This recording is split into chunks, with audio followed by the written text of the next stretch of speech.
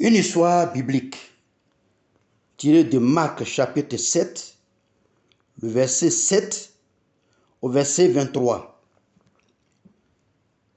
C'est en vain qu'il m'honore en donnant des préceptes qui sont des commandements d'hommes. Vous abandonnez le commandement de Dieu et vous observez la tradition des hommes. Il leur dit encore, vous rejetez fort bien le commandement de Dieu pour garder votre tradition. Car Moïse a dit, honore ton père et ta mère. Et celui qui maudira son père ou sa mère sera puni de mort. Mais vous, vous dites, si un homme dit à son père ou à sa mère, ce dont j'aurais pu t'assister est corban, c'est-à-dire une offrande à Dieu, vous ne le laissez plus rien faire pour son père ou pour sa mère. Annulez ainsi la parole de Dieu par votre tradition que vous avez établie. Et vous faites beaucoup d'autres choses semblables.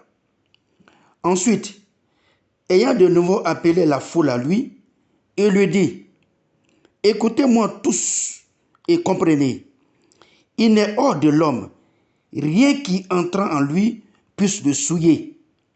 Mais ce qui sort de l'homme, c'est ce qui le souille. Si quelqu'un a des oreilles pour entendre, qu'il entende. Lorsqu'il entrait dans la maison, loin de la foule, ses disciples l'interrogèrent sur cette parabole. Il leur dit, vous aussi, êtes-vous donc sans intelligence? Ne comprenez-vous pas que rien de ce qui du dehors entre dans l'homme ne suit, car cela n'entre pas dans son cœur, mais dans son ventre, puis s'en va dans le lieu secret qui purifie tous les aliments. Il dit encore, ce qui sort de l'homme, c'est ce qui suit l'homme.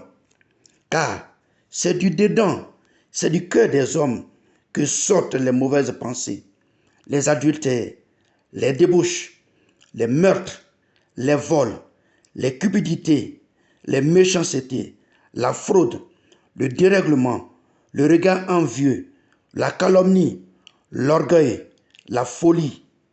Toutes ces choses mauvaises sortent du dedans et suivent l'homme. Amen.